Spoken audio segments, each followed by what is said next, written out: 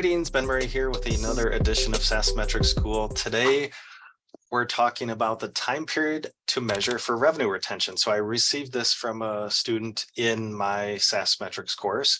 What time period should I measure for retention? So that's a great question because there are a lot of ways we can go about this. So first, are we talking aggregate revenue retention? So we're taking all our MRR schedule, so our customer revenue by month, and then throwing it into a retention template. And then we have to figure out what time period should I measure.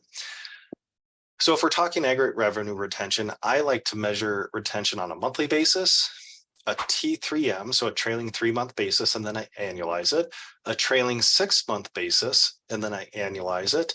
And then sometimes if you have a high ACV product, multi-year contracts, sometimes I do measure on a trailing 12-month basis, but that can be dangerous, which I'll explain in a second.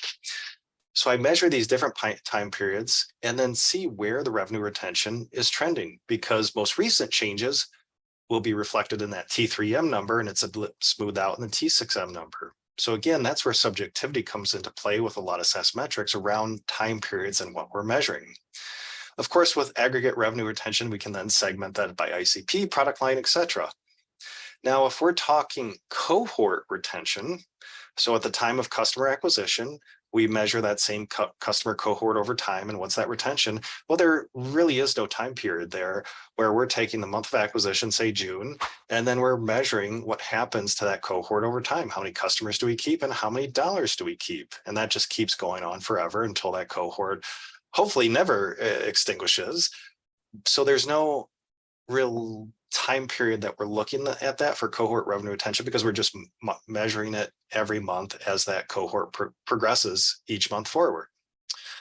Now, I mentioned the danger of trailing 12-month retention, because if we're looking at the past 12 months of activity in our retention data, so if we're looking at gross dollar retention, our net revenue retention, and looking at expansion, downgrades, churn, and looking at that over a 12-month period, and then that beginning balance from 12 months ago, the danger is if we have a customer who's not part of that beginning balance, and then they come in new, and then they have expansion, downgrade, churn activity, it's not reflected in that beginning balance. So that's going to throw our metrics off a bit. So that's where retention, a lot of SaaS metrics can be subjective based on the period of measurement. So that time period that we're collecting that data and throwing it into that formula.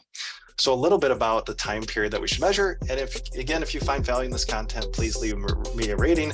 If it merits a 5-star review, thank you so much. And I look forward to the next episode.